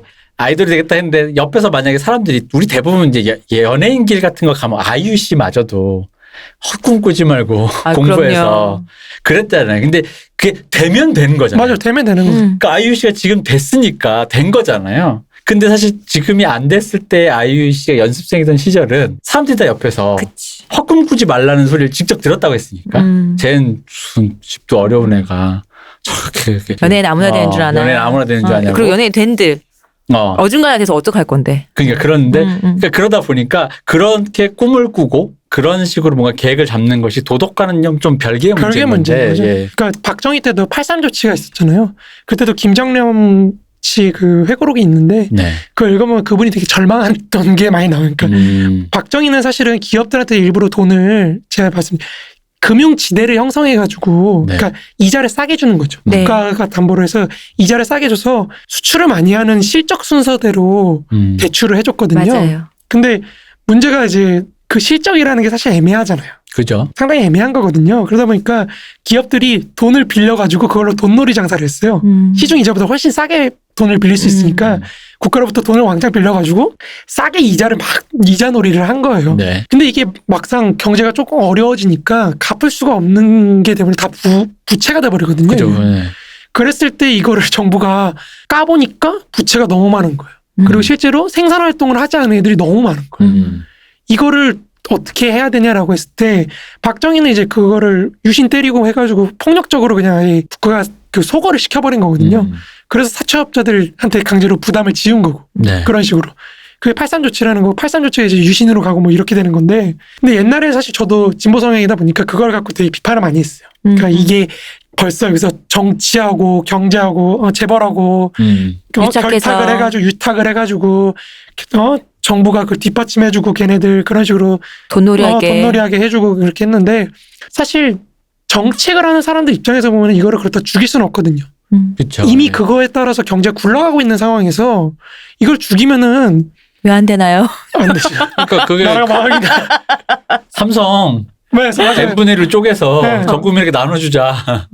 그래서 그러니까 그런 거 옛날에 조선 경제학자 조선 선생님이 그런 말씀하셨어요. 한국 정도 되는 나라가 네. 삼성전자 같은 거 10개 못 만들면은 이제 그렇게 말씀 안 하시면 나라 망해야지. 약간 그런 식으로 말씀하셨거든요. 네. 그 정도 능력이 있다 한국은. 그러니까 삼성은 그렇게 뭐 무시해도 된다 막 이렇게 말씀하셨는데 그렇다고 해서 삼성을 망하긴 할 수는 없잖아요. 그러니까요. 삼성 하나 망하면 그런 얘기하니까 죽는 사람들이. 삼성 망한다고 해서 한국 망하는 건 아니야. 라고 말을 하는데 한국은 안 망하겠죠. 내가 망하지. 네. 그런 거죠. 그런 거죠. 그러니까 이제 그런 식으로 사실 이 그러니까 화폐를 매개로 한 금융과 생산자본 간의 어떤 갈등이랄까 이런 것들이 굉장히 중요하게 설정이 되어 있기 때문에 거기서부터 이미 공황의 가능성이 있다는 거죠. 그러네요. 그러니까 말씀 듣다 보니까 조금 더 그 안개가 살짝 거치는 느낌이 드는 게, 그러니까 말씀은 돈놀이라는 부분에서 좀 느낌이 왔어요. 그러니까 뭘 생산해서 이게 어른들이 흔히 말하는 건전한 시장, 그러니까 굴뚝에서 연기 나는 그런 것들. 일해서 그런 돈 사업들. 벌어라라고 했는데 아까 말씀드린 돈 그 자체만으로 이 어떤 그 이윤을 추구하면서 이윤을 남기려고 하다 보니 그 어디선가 그게 생기는, 이것도 하나의 예일 뿐이긴 그렇죠. 하지만 하나의 얘기지만. 그런 식으로 이렇게 만약에 뭔가 말씀하신 그 생산가치와 교환가치 중에서 어느 하나가 비정상적으로 굴러가는 예들이 하나가 더 많이 생산된다거나 그렇죠. 교환 가치가 상당히 높아진다거나 없어진다거나 뭐 이런 식으로 무언가 이 대립이라는 게 바로 이런 부분을 말씀하시는 거군요. 맞습니다. 근데 벌써 여기서부터 대표님이 정리하신 것만 해도 경우의 수가 엄청 많잖아요. 네, 그러네요. 그러니까 이게 그래서 어려운 거예요. 마르크스 공학론이. 근데 그러니까 제가 지금 예. 여기에다가 그 얘기는 안 들어간 거예요. 저 같은 장사미사조차도 잠깐만 생각해도 들어갈 수 있는 게 예를 들어 뭐 대출을 한다. 맞아요. 집 대출을 한다든가 예를 들어서. 뭐 론을 쓴다. 맞아요. 그러니까 미리 가상의 돈을 땡겨 쓰는데 그걸로 다시 뭐 뭘 한다. 근데 그게 무형의 아까 말씀하신 집, 토지, 아니면 뭐 예전에 우리 신용카드 네, 네, 신용카드 그렇죠. 만들어주는 것처럼. 그쪽으로 이 돈이 토지나 그런 쪽으로 들어간다? 내지는 뭐 또 다른 걸로 들어간다? 생산수단으로 들어가는 것이 아니라 약간 그런 것까지 경우, 그러니까 주워 들은 것만으로도 경우의 수를 대보면은 상당히 많죠. 예, 상당히 제가 지금 마르크스 지금 문세님한테 주워 들은 거로만 해도 가늠이 안 됩니다, 솔직히. 그러니까 이게 네. 자본론에서 논하는 공황의 가능성이라는 건 사실 굉장히 추상적인 차원인 거예요. 이거를 가정을 더해서 점점 네. 구체해가는 게 사실 세계 시장까지 가는 거거든요. 근데 어렵죠, 사실은. 왜냐면은 그러니까 이 하나의 국민 경제 차원에서도 공황의 가능성으로만 존재하는 거예요. 네. 필연이 아닌 겁니다. 이 국민 경제 차원에서 존재하는 공황의 가능성이 현실성으로 되고 현실성이 필연성으로 나아가고 이런 과정을 겪어야지 사실은 진짜로 공황이 터진다. 자본주의 사회에서는 공황이 무조건 나타날 수밖에 없어. 이렇게 얘기할 수 있는 건데 안타깝게도 마르크스는 거기까지 가지 못했다는 거예요. 그래서 우리는 거기까지 제가 할 능력이 안 되고 그러다 보니까 마르크스가 말한 것들을 어떻게든지 한번 주워 모아봐서 그 구조를 한번 만들어서 여기다 한번 끼워 맞춰보자. 네. 이렇게 간다는 거죠. 그래서 오늘 말했던 자본주의 3대 시장이라는 게 그래서 그 구조를 알아야 된다는 겁니다. 네. 어렵네요. 네, 더 빨리 해보겠습니다. 아까 외환위기 얘기를 잠깐 하다 말았는데 네. 외환위기도 이제 그 터진 게 결국엔 그런 거죠. 그러니까 거시경제 차원에서는 그렇게 문제가 없을지라도 미시적인 차원에서 기업들이 그렇게 단기 채무를 굉장히 많이 하고 있을 때 이 채무액이 너무 커져가지고 사실은 당장 갚아야 되는 상황이 도래했다고 쳐보죠. 네. 그럼 여기서부터 기업이 하나둘씩 쓰러지기 시작하겠죠. 네. 그 쓰러지는 게 이제 국가적 차원에서 외환위기하고 겹치기 시작하면은 이제 금융위기가 외환위기로 바뀌기 시작하면서 폭발적으로 터져나오는 거. 그러면서 망하는 거. 돈을 못 갚아서. 그렇죠. 돈이 그 당시 진짜 돈이 손에서 모래 빠지듯이 진짜 외부로 다 막 빠져나가는 진짜 맞아요. 그 런만 진짜 맞아요. 그런 상태였으니까. 근데 그 배경에는 사실은 이재민 선생은 얘기 안 하셨지만 그 한국 여태까지 제가 말씀드렸다 지정학적 위치도 문제가 있어요. 그러니까 냉전이 끝나니까 한국이 그렇게 필요가 없어졌어요. 미국한테. 그렇게 중요한 나라가 아니게 됐거든요. 이건 그리스도 비슷해요. 그리스도 원래 미군이 주둔하고 있었거든요. 네. 네. 소련이 흑해를 통해서 지중해로 진출하려다 보니까 이걸 막으려고 터키하고 그리스의 미군이 많이 지원을 해줬거든요. 그러니까 미군이 있으니까 미군이 주둔하기 위해서는 굉장히 안정적이어야 되는 거예요. 정치 그렇죠. 경제가. 그러니까 지원도 되게 많이 해주고 그랬는데 그리스도 사실 미군 철수하고 박살났죠. 금융위기 네. 터졌죠. 이후 그렇죠. 때. 그리고 한국도 사실 91년 이후에는 이제 미국이 철수하고 나서 도와주질 않아요. 그러다 보니까 이제 금융위기 터졌을 때 우리 2008년만 해도 사실 올해도 그렇고 2008년 금융위기 때만 해도 미국이 조건 없이 통화 스와프 해줬거든요. 네. 달러 맘대로 쓰게. 네. 근데 97년에는 그렇게 해주지 않았죠. 그렇죠. 외환위기 때는. 외환위기 때는 그렇게 안 해줘가지고 그 한국 국가가 당시에 김영삼 정부가 지불을 우리가 하겠다. 국가가 보증해준다라고 했음에도 불구하고 계속해서 외화가 빠져나갔던 게 네, 맞아요. 예, 외환 보유액이 너무 적었어요. 너무 적다 보니까 믿을 수가 없는 거예요, 사람들이. 외국 그 투자자들이. 그러니까 돈이 그냥 계속 빠져나가고 한국이 이제 망한 거죠. 사실은 솔직히 말해서. 그 슬픈 얘기가 여기 들어있는 거예요. 그러니까 멀쩡한 경제도 사실은 돈을 갑자기 갚으라 그러면 신용을 썼기 때문에 망할 수밖에 없어요. 이미 거기에 공황의 가능성이 있던 거죠. 그런 점에서 지금은 우리 대통령님께서 금괴 200톤이 있다고 하니까 금괴 200톤이면 뭐 걱정할 게 없습니다. 든든하네요, 진짜. 근데 근본이제가 아니고 지금 달러 있고 석유라서 솔직히 말하면 금괴보다는 석유 2억 배럴 금괴라도 있는 게 어디예요? 맞아, 금괴라도 있어야지. 그때 아무도 없어 그랬는데 금괴라도 있는데. 그래서 우리 대통령께서 지금 7강구를 캐신다고. 석유를 캐기 위해서. 드디어 7강구의 그 괴물을 실눈으로 드디어 실제로 보게 됐군요. 우리도 산유국이 돼서 한번. 하지원 씨를 안성기 씨가 없앤 거 아니에요? 이게 컨테이전이라는 영화에서 나왔던 이거를 실제로 보게 될 줄은 몰랐는데 그렇죠. 코로나로 봤죠. 7광구란 영화에 나온 걸 실제로 또 보게 될 줄. 다 미리 없애놨어요. 다 처치해놨어요. 역시. 그럼 이제 한번 본격적으로 우리가 네. 이렇게 같이 하고 교환 가치하고 사용 가치가 있다고 그랬을 때 그럼 이게 네. 어떤 식으로 실현이 되는지 자본주의 사회에서 시장에서 들어가자면 자본이라는 거는 전체로서의 자본이라는 거는 결국에 생산 자본과 유통 자본이 같이 순환하는 건데 네. 네. 이거를 이제 사실 노동 가치론 이제 제일 먼저 들으면은 가장 많이 하는 비판이 뭐냐면은 그러면 내가 이거의 가치가 상품의 가치가 내가 노동하는 시간을 들인 거에 비례한다고 얘기를 하니까 네. 사람들이 가장 많이 하는 반론이 그럼 내가 이거 10시간 동안 만들면 10시간의 가치가 있는 거야? 라는 그쵸. 말씀을 많이 하시거든요. 그러니까 1시간이면 만드는 건데 그럼 내가 천천히 만들어서 그렇죠. 10시간 동안 만들면 그렇죠. 그럼 10시간 쳐줄 거야? 이거잖아요. 그렇죠. 근데 마르크스가 계속 얘기하는 게 사회적 평균 노동량이라고 얘기를 하거든요. 네. 네. 그게 왜 그러면 이 개별 가치들 있잖아요. 개별적인 생산자들이 생산한 가치, 상품의 가치, 이걸 개별 가치라고 합시다. 혹은 아니면 산업 내에서 분야별로 예를 들어 뭐 A 분야, B 분야가 있다고 했을 때 A 분야에서 평균적으로 유통되는 가치가 있을 거 아니에요. 이 가치가 이제 생산 분야 가치라고 쳐봅시다. 네. 평균적인. 그러면 이 개별적인 생산 가치하고 뭐 분야별로 생산된 생산 가치가 하나의 시장으로 나갔을 때 전체 시장 내에서 이제 그걸 평균치로 교환이 된다는 거죠. 무슨 말이냐면 대표님은 10의 가치로 100의 가치로 생산을 하세요. 저는 10의 가치로 생산을 해요. 그럼 우리는 110의 가치로 하는 거잖아요. 그러면 시장에서는 그 평균 가치인 55 정도로 팔리는 거예요. 그죠. 그래서 일종의 최저임금도 어쨌든 그런, 그렇죠. 그런 거죠. 관점에서.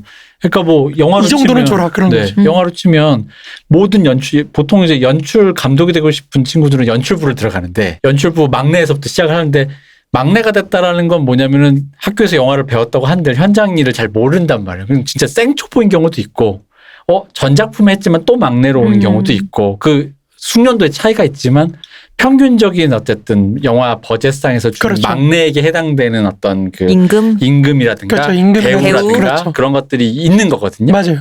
이제 그런 거를 가치를 가격으로 표현한 게 평균 가격이라는 거죠. 네. 그러니까 되게 어렵게 느껴지면 그냥 내가 어떤 사업을 한다 그랬을 때 이 네. 정도 비용 가격은 들여야 된다는 거죠. 비용은 들여야 된다는 거예요. 그죠. 예. 근데 그게 산업마다 분야마다 평균적인 게 있다는 거예요. 그죠. 내가 돈을 들였을 때 이 정도는 뽑아야지. 근데 막상 뚜껑을 열면 그게 좀 안 맞을 수는 있어요. 맞아, 안 맞을 수 그 있지. 흔히 말하는 중국집 열 때 요리사가 되게 제일 중국집 그쵸. 요 주방장이 제일 중요하다 그러잖아요. 요리집은 뭐 원래. 근데 주방장 분한테 들어가는 평균적인 가격은 있지만 그렇죠. 맛이 없는 맛이 없을 수 있죠. 짠 중국집이 있고 맛있는 중국집이 있고 맞습니다. 이제 그러다 보면 주방장이 또 갈리고 맞아요. 근데 그런 얘기겠죠. 예. 네, 맞아요. 그러니까 그런 게 이제 평균치가 시장 가치에서 결정이 된다는 거예요. 시장에서. 그리고 시장에서 생산되는 평균적인 그 비용. 네. 이걸 이제 시장 생산 가격이라고 하는 겁니다. 그러니까 시장이라는 게 어떤 평균치 정도를 가지고 있고 그거를 기준으로 생산자들이 내가 그럼 돈을 들고 들어가서 생산을 할까 말까 내가 얼마를 들였을 때 비용이 얼마나 들까 이런 걸 고민을 한다는 거예요. 네. 그러니까 이 평균 가격이라는 사실 내가 들어가서 최소한 그 비용 이윤을 낼 수 있는 그 최소치와 최대치 사이에 있다는 거죠. 네네. 그거에 따라서 시장 가격이 결정되고 우리는 그 시장 가격을 보고 소비를 하거나 생산을 합니다. 그렇지만 이제 그거의 평균치 우리가 일반적으로 생각해 그 가치 수준에 맞춰서 그래도 거기를 사이를 왔다 갔다 하겠구나라고 생각을 한다는 거죠. 그렇죠. 네. 그러니까 이 말 자체는 사실은 그러면 그 평균치보다 더 가격을 낮춰서 내가 생산을 잘하면은 그만큼의 초과적인 이윤을 얻겠죠. 그죠? 그렇죠. 평균치보다 내가 더 싸게 공급을 하면 나는 더 비용을 벌겠죠. 네. 그죠. 그럼 이게 바로 여기서 혹시 그 얘가 들어갈 수 있을까? 전설의 망고 빙수 얘기가.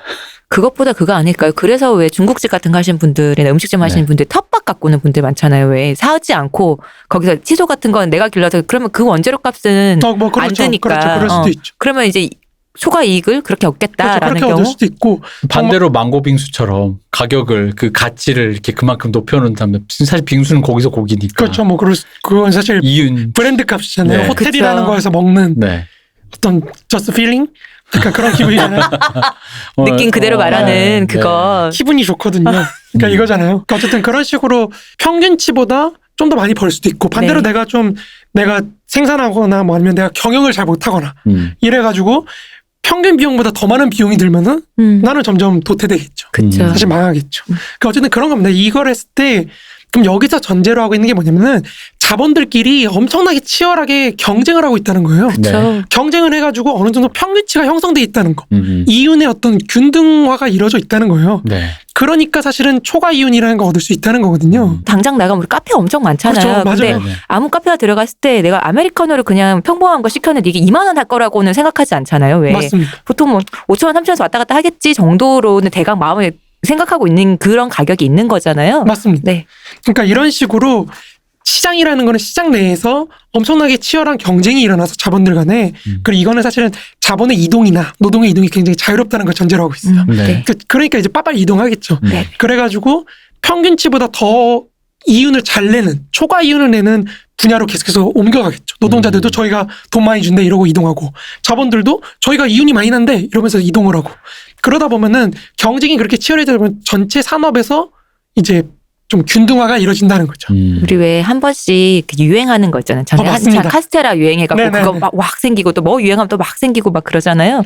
그러니까 처음에는 한두 개 있을 때는 엄청 초과 그쵸. 이윤을 얻을 거 아니에요. 네. 네. 근데 이제 이게 너도 나도. 너도 나도 하기 시작하면 사실 가격이 다운되겠죠. 네. 그러니까 그런 식으로 자본 자체는 이윤을 경쟁을 통해서 이윤을 굉장히 균등화하고자 하는 욕구가 있다는 거예요. 네. 그리고 그 이윤의 균등화에 따라서 이제 자본들이 이동하고 어디는 더 많이 가고 뭐 이런 식으로 자본의 재배치와 이동과 노동의 뭐 재배치 이런 것들이 계속해서 이뤄진다는 거예요. 네, 이 부분은 이제 좀 더 뒤에서 조금 자세하게 논하긴 하겠지만 어쨌든 산업이라는 게 뭐 굉장히 쉽습니다. 돈을 많이 벌면은 번창하고 돈을 못 벌면 근데 망하는 거고. 그러니까 이런 겁니다. 그러니까 이런 식으로 근데 그거의 근원에는 결국 가치, 생산 가격, 비용이라는 생산 가격이 자리하고 있다는 게 노동 가치론의 핵심이에요.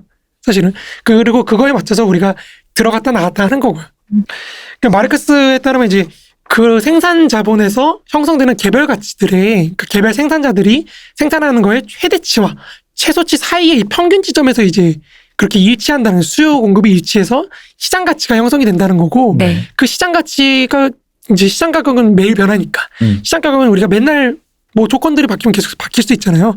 시장 가격은 맨날 바뀌지만 그럼에도 불구하고 이 시장 가격이 자기 맘대로 계속해서 이동하는 게 아니라 그 시장 가치라는 거를 따라서 이동을 한다는 거죠.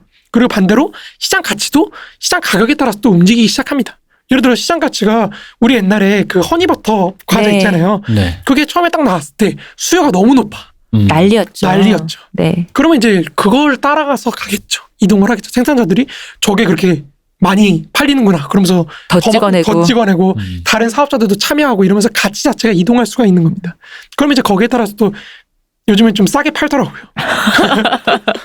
이제 상품 수도 줄어들고. 네, 맞아요. 그런 식으로 이제 계속해서 이동하는 건데 그런 식으로 이 자본주의 시장은 사실은 그 시장이라는 거에서 시장 가치와 시장 가격 간의 괴리가 자본의 이동과 노동의 이동이나 이런 걸 규제하는 역할을 함으로써 전체 자본의 순환을 결정짓는 거죠. 이 시장 가치와 시장 가격이 생산자로 하여금 생산에 참여할 건지 말 것인지를 결정하게 하는 지표 역할을 계속해서 한다고 말씀드렸잖아요.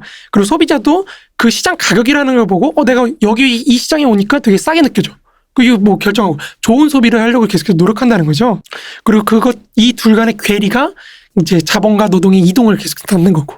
아무튼 그렇게 계속해서 이동을 하다 보면 아까 말했던 생산자본과 유통자본의 순환이 계속해서 일어나는 거예요.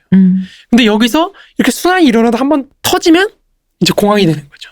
어딘가 막히기 시작하면 이제 공황이 터진다는 거. 그러니까 지금까지 내용도 사실 뭐 중요하긴 하지만 중요한 건 형식이에요. 그러니까 상품이 개별 생산자한테 생산이 돼서 그 가치의 최대화 최소치가 이제 시장과 시장 가치, 시장 가격을 형성한다 그랬잖아요. 네. 그러니까 자본들 간의 경쟁이 시장을 형성하고 네. 그 시장 내에서 평균치가 시장 가치를 결정하고 그것과 이제 연계돼서 시장 가격, 연결돼서 시장 가격이 왔다 갔다 하면서 시장 가치를 계속해서 움직이는 그런 움직임들이 계속해서 일어난다는 거죠. 그에 따라서 이제 계속해서 순환이 이루어지는 이 형식을 우리가 그대로 임노동과 노동력 상품이라는 것과 토지라는 것에 한번 적용을 해보면은 네. 똑같이 노동시장, 임노동이라는 노동력 상품이 유통되는 노동시장 그리고 토지라는 상품이 유통되는 토지시장을 우리가 재구성을 할 수가 있다는 거죠. 거기도 똑같이 생산하는 데 드는 비용에 따라서 뭐 가치가 결정이 되고 그 시장 가치가 이제 또 시장 가격을 형성하고 뭐 이런 식으로 구성이 될 거 아니에요. 그런 식으로 이제 표현을 한 게 저는 이제 임노동을 하나 예로 들어서 설명을 한 거예요. 여기서는 설명을 하자면 거기서는 이제 임금이겠죠. 네. 그러니까 자본주의에서는 뭐 이윤을 점점 축적을 하는 거잖아요. 점점 네. 더 큰 이윤을 축적을 하려고 한다면 노동시장에서는 임금을 더 축적을 하려고 그래요. 더 높은 임금, 그렇죠. 그러면 토지시장에서는 더 비싼 땅. 더 높은 지대를 축적하려고 그쵸. 하겠죠. 그러니까 그런 식으로 각각의 시장이 갖고 있는 축적을 하고자 하는 것들이 있고 그거에 따라서 이 전체 자본주의 사회가 굴러간다는 겁니다. 이제 이것들 간의 구체적인 관계는 우리가 뒤에 세계공학을 다루면서 한번 얘기를 할 거예요. 네. 근데 어쨌든 임노동 시장도 이제 뭐 그림으로 표현했는데 두 분이 이해하기 어렵다고 하시니까 설명을 하자면 임노동도 똑같겠죠. 임노동을 생산하는 어떤 기제가 있겠죠. 네. 예를 들어 가족이라든지 가족을 우리 노동자들 생산을 하잖아요. 생산이라고 하긴 좀 그렇긴 한데 아무튼 근데 또 이렇게 생산된 노동자를 노동자나 어떤 사회 구성원으로 재생산하는 그런 기구가 또 있죠. 그게 학교 같은 거잖아요. 네. 그러니까 이런 식으로 인간을 노동자로 만드는 생산 기제가 있고 반대로 그런 사람들이 이제 사회에 진출한다 그러죠. 우리 표현으로는. 사회에 진출해서 노동력 상품으로서 팔리는 그런 유통을 시키는 또 기제가 있겠죠. 그럼 이 두 가지도 또 대립을 합니다. 내가 생산됐다 그래서 반드시 팔리는 건 아니거든요. 노동자로. 아, 그렇죠. 이게 너무 슬픈 얘기인데 네. 소위 말해 백수죠. 그런 게. 그렇죠. 취업 준비 하고 그렇죠. 계시고, 좋게 얘기해요. 네, 취준생, 그렇죠. 취준생이라고 하면 뭔가 좀 나아가고 있는 사람들이 그 있죠. 준비하고 준비하는 있는 사람, 사람들, 백수라 그러면 뭔가 도태된 것 같잖아요. 아니 머물고 있는 거죠. 그렇죠. 머물고 있는 거죠. 그러니까 이런 노동시장에서도 사실 평균적으로 원하는 노동자 상이 분명히 기업들이 원하는 노동자 상이 있다는 거죠. 그게 이제 시장 가치를 결정하겠죠. 예를 들어 초봉은 200 뭐 이런 식으로 200이나요. 200 많이 주는 거죠. 그러니까 어쨌든 그런 식으로 임노동도 마찬가지로 그 노동력을 생산하는 데 드는 비용이 들겠죠. 네, 그렇죠. 그죠? 그 비용에 따라서 생산 비용이 이제 나타나겠죠. 그리고 내가 그러면 이 정도는 받아야겠다는 그런 생산 비용이 있고 그렇죠. 반대로 시장에서는 그런 노동자들의 평균 가격이 또 결정이 되겠죠. 네네. 기업들은 나 이 정도면 주고 사겠어. 이런 거 있죠. 그럼 이제 또 여기서도 마찬가지로 시장 가격이 형성되고 또 시장 가치가 있고 평균적인 사회적 평균으로 결정되는. 그러면 이 시장 가치와 시장 가격의 괴리에 따라서 임노동자들이 또 결정을 하겠죠. 나는 어디로 갈 것인가? 어디로 와서 어디로 가는가? 뭐 이런 식으로 했는데 가고 싶은 곳으로 갈 수 있는가? 그렇죠.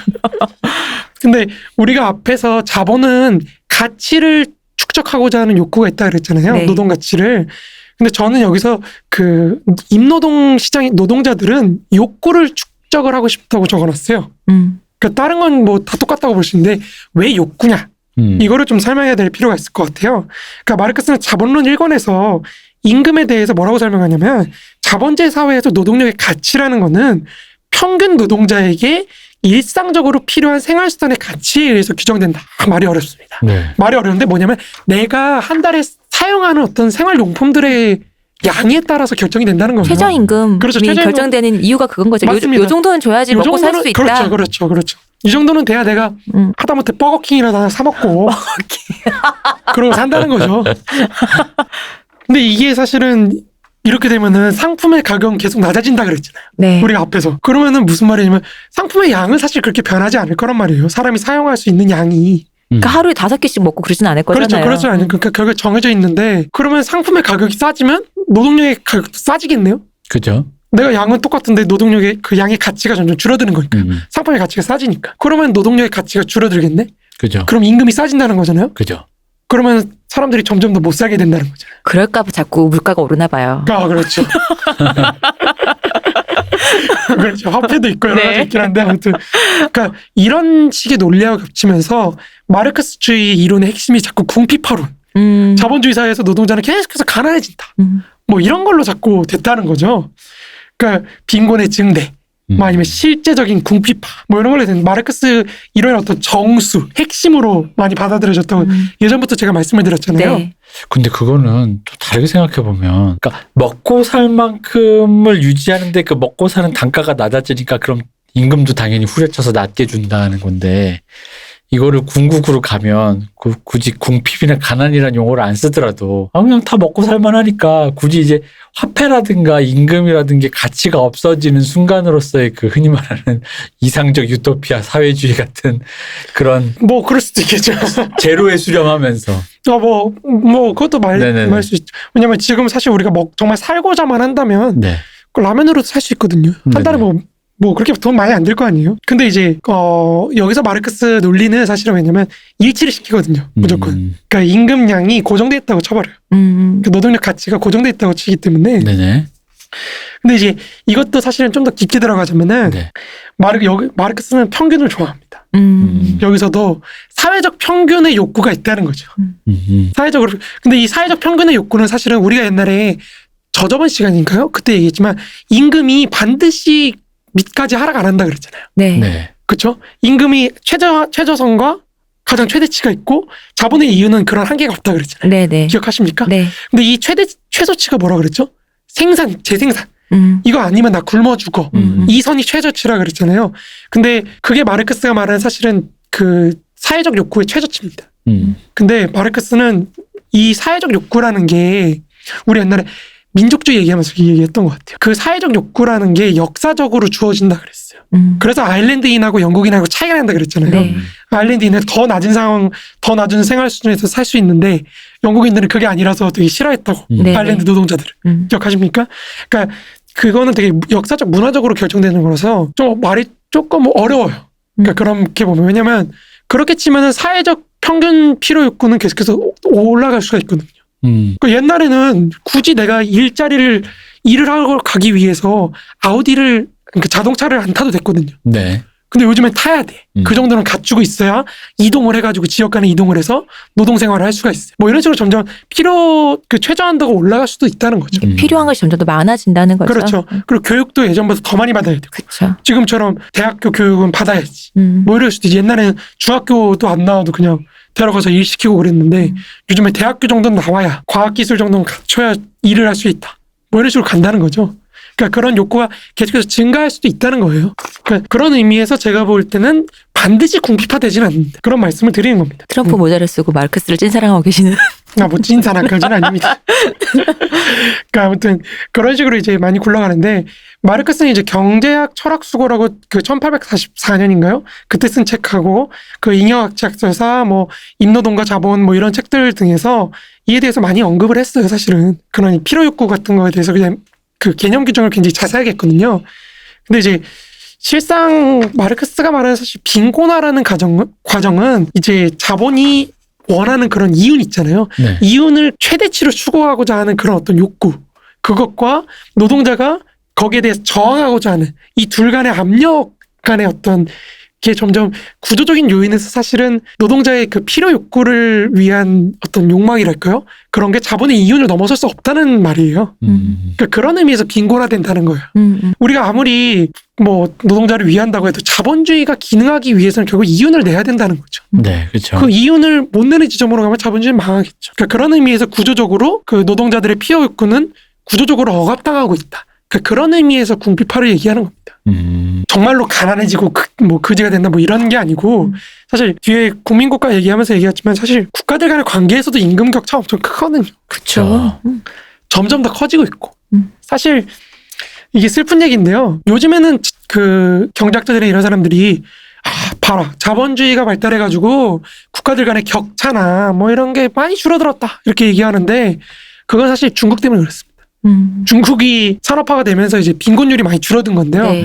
중국을 빼고 계산을 하잖아요. 그러면 1800년대부터 지금까지 한 번도 줄어든 적 없습니다. 국가들 간의 격차가 계속해서 늘어요. 계속해서. 그건 되게 슬픈 얘기예요. 근데 이제 인도나 중국이 좀 잘 살게 되니까 옛날보다 네. 그 격차가 좀 줄어드는 것 같은 착시가 보이는 거죠. 아무튼 그런 의미에서 이제 궁핍화론을 얘기를 하고 있는 겁니다. 근데 마르크스가 얘기한 건 계속 가난해진다 이런 건 아니라는 거죠. 어쨌든 이런 식으로 만약에 그런 가정을 하지 않는다면은, 그러니까 임노동자의 생활 수준이 계속 낮아진다고만 한다면은 현실 분석에서 거의 적용을 못 할 거예요. 그렇죠. 그냥 막상 생각해봐도 이상해요. 왜냐면 이상하죠. 그 일을 하게 되면은 한 군데에서 계속 쭉 일을 할 때 월급이 아주 많이 오르지 않더라도 조금씩은 오르잖아요. 근데 그렇게 되면 더 궁핍해지는 건 아닌데라는 맞습니다. 생각을 하게 되니까요. 그리고 이게 사실 좀 딴 얘기지만 역사 얘기를 할 때 역사 논쟁에서도 진보학자들이 갖고 있는 약간 맹점이기도 해요. 무슨 말이냐면은 박정희 시기의 산업화 과정에서 너무 네. 노동 착취를 강조하다 보니까 그러면 어떻게 이렇게 됐는지 잘 설명을 안 해요. 우린 지금 굉장히 3만 불 수준까지 왔거든요. 네. 3만 불, 4만 불까지. 일본하고 지금 거의 뭐 따라잡았네 뭐네 그 정도까지 왔는데, 체감은 못하고 있지만. 그렇죠. 이 과정을 그럼 설명을 못 한다는 거죠. 박정희 시대에 저임금만 강조를 하다 보면. 그러다 보니까 이제 뭐 옛날에 그 낙성대 쪽에 계시던 김낙년 교수 같은 분이 뭐 그런 거 얘기했다고 또 싸우고 막 그쪽도 또 바쁩니다.